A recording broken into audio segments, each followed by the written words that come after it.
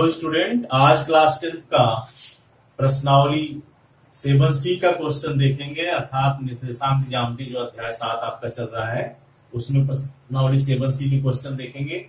जो त्रिभुज के क्षेत्रफल पर आधारित है, उस त्रिभुज का क्षेत्रफल जिनके तीनों शीर्षों के निर्देशांक दिए गए हैं। पिछले वीडियो में उनका इस सूत्र का निगमन बताया था आपको कि त्रिभुज का क्षेत्रफल ज्ञात करना, उस त्रिभुज के जिसके तीनों शीर्ष के निर्देशांक दिए गए हो उसका निगमन बताया था हमने। अगर आप देखना चाहें तो हम उसका लिंक डिस्क्रिप्शन में डाल देंगे। अब आप क्वेश्चन देखेंगे 7C का। पहला क्वेश्चन है, उस त्रिभुज का क्षेत्रफल ज्ञात कीजिए जिसके शीर्ष निम्नलिखित है, अर्थात 2,3 ऋण 1,0 2,4। यह तीनों जो शीर्ष है त्रिभुज के उनके निर्देशांक दिए गए हैं और इससे हम त्रिभुज का क्षेत्रफल ज्ञात करेंगे। अर्थात x1 y1 x2 y2 और x3 y3 दिया गया है। देखेंगे इसको।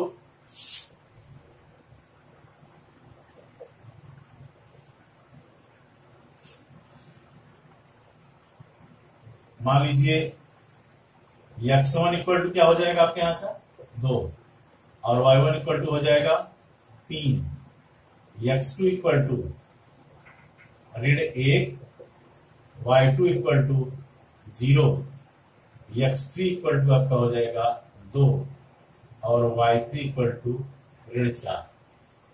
यह मान हो गए। अब लिखेंगे त्रिभुज का क्षेत्रफल बराबर, जो फार्मूला है x1 into y2 minus y3 plus x2 into y3 minus y1 plus x3 into y1 minus y2। यह आपका फार्मूला है। इसमें यह सब वैल्यू रख देंगे, अर्थात क्षेत्रफल बराबर हो जाएगा x1 की value 2 into y2 minus y3 अर्थात 0, यह ऋण ऋण धन हो जाएगा 4, x2 minus 1 into y3 minus y1 -4 -3 plus x3 अर्थात 2 into y1 minus y2 3 minus 0। यह आपका हो जाएगा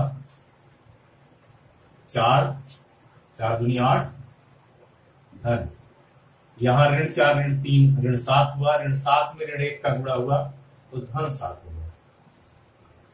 यहां 2 3 6 3 में 0 गए अर्थात 3 3 दूनी 6। यह आपका हो गया 1/2 8 7 15 3 15 6 21 अर्थात 21/2 वर्ग इकाई। यह आपका क्षेत्रफल निकल गया, आंसर। दूसरा क्वेश्चन है आपका सेम उसी तरह, उस त्रिभुज का क्षेत्रफल ज्ञात कीजिए जिसके शीर्ष तीनों शीर्ष दिए गए हैं। इसका भी क्षेत्रफल ज्ञात करेंगे। पहला शीर्ष है -5 -1, दूसरा है 3,5, तीसरा है 5,2 अर्थात x1 y1 x2 y2 x3 y3 दिए गए हैं और वही फार्मूला लगा के ज्ञात करेंगे। अर्थात x1 इक्वल टू ऋण 5, y1 इक्वल टू ऋण 1, x2 equal to 3, y2 equal to ऋण 5, x3 equal to 5, y3 equal to 2। अब फार्मूला लगा देंगे। त्रिभुज का क्षेत्रफल बराबर 1/2 x1 into y2 minus y3 plus x2 y3 minus y1 plus x3 into y1 minus y2। मान रख देंगे सबका। x1 अर्थात ऋण 5, y2 माइनस y3 ऋण 5 ऋण 2 धन x2 अर्थात 3 y3 माइनस y1 2 धन 1 यह ऋण धन हो जाएगा, धन x3 अर्थात 5 इंटू y1 माइनस y2 ऋण 1 और यह ऋण धन हो जाएगा अर्थात 5। यह हो जाएगा 1/2 ऋण 5 और ऋण 2 ऋण 7 हो गया, ऋण 7 का ऋण 5 में 7 35 हो गया, धन हो जाएगा 2 1 3 3 त्रिक 9 धन 5 में से 1 निकल गया 4 4 पंचे 20। सबको जोड़ देंगे 1/2 से गुणा कर देंगे, 20 और 35 55 9 64 2 से 64 कट गया अर्थात 32 वर्ग इकाई। इस बात का ध्यान रखें कि जब हम ये वैल्यू रखें तो यह बराबर प्लस माइनस का ध्यान दें। अक्सर मिस्टेक यही होती है कि प्लस से कोई माइनस हो गया, माइनस से प्लस हो गया, सारा उल्टा पुल्टा हो जाएगा। तो इस बात का ध्यान रखें कि कहां कौन सी वैल्यू है वही रखें और पहले ब्रैकेट हल करिए, फिर यानी y1 माइनस y3 निकाल के फिर x1 का गुणा करेंगे, y3 माइनस y1 निकाल के फिर x2 का गुणा करेंगे, यहां भी y1 माइनस y2 निकालेंगे फिर x3 का गुणा करेंगे, फिर जो आएगा उसके बाद जोड़ घटा के फिर 1/2 से गुणा कर देंगे, तो जो आएगा वह आंसर होगा अर्थात 64 गुणे 1/2 32 वर्ग इकाई। यह आपके त्रिभुज का क्षेत्रफल होगा। तीसरा क्वेश्चन है, यदि किसी त्रिभुज के शीर्ष बिंदु ऋण 2 4 3 ऋण 1 तथा 1 a हो तो उसका क्षेत्रफल 10 वर्ग इकाई हो तो सिद्ध कीजिए a बराबर 5 अर्थात x1 y1 x2 y2 x3 y3 की जगह a दिया गया है और क्षेत्रफल 10 वर्ग इकाई दे दिया है। अब कहता है कि यह सिद्ध करके दिखाइए कि a का मान 5 ही होगा। इसे हल करेंगे और a का मान देखेंगे 5 आता है, 5 ही आना चाहिए तो ही सही होगा।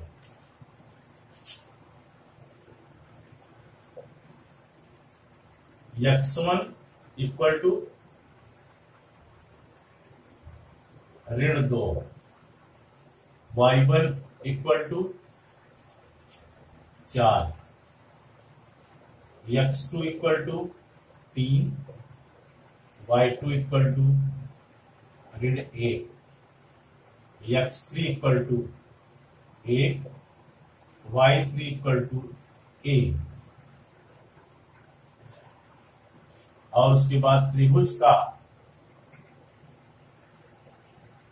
क्षेत्रफल बराबर 10 वर्ग इकाई यह दिया गया है। अब फार्मूले में रखेंगे सबकी वैल्यू।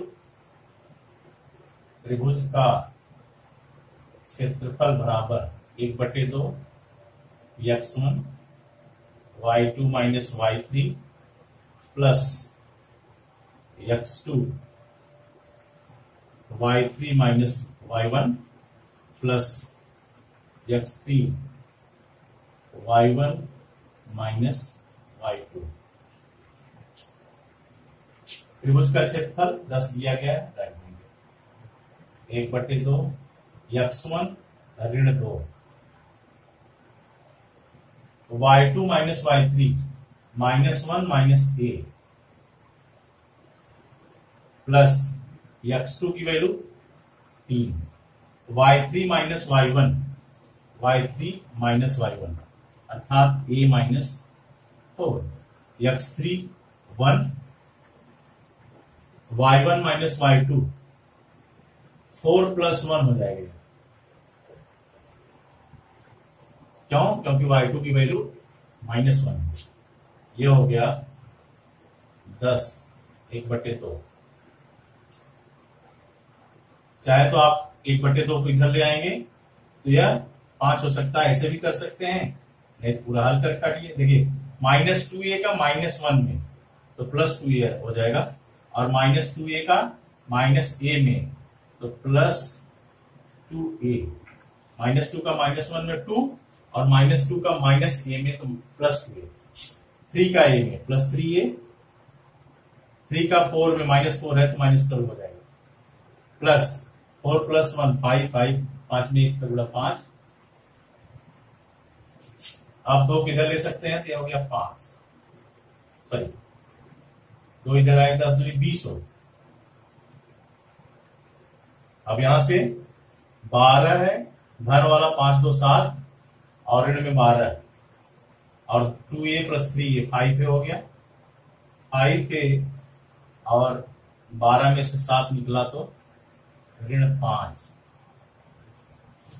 अर्थात ऋण 5 को इधर ले आएंगे तो 20 धन 5 बराबर 5a हो जाएगा, अर्थात 5a = 25 या a = 5। यह आपका आंसर होगा। क्या करेंगे, तीनों शीर्षों के निर्देशांक दिए गए हैं, क्षेत्रफल के फार्मूले में रखेंगे, पहला x1 y1, दूसरा x2 y2, तीसरा x3 y3, और चूंकि क्षेत्रफल दिया गया है और हमारे y3 की जगह a दिया गया है, उस a की वैल्यू कहता है 5 निकालिए, तो हम x1 y1, x2 y2, x3 y3 रख दिए और क्षेत्रफल बराबर 10 वर्ग इकाई ये रख दिया गया। फिर फार्मूले में त्रिभुज का क्षेत्रफल बराबर 1/2 x1 × y2 - y3 plus x2 y3 - y1 into plus x3 y1 - y2, उसमें सारी वैल्यू रख दी गई और उसके बाद यह आपका a = 5 आ गया, अर्थात a = 5 ही होगा जब 10 वर्ग इकाई इस त्रिभुज का क्षेत्रफल होगा।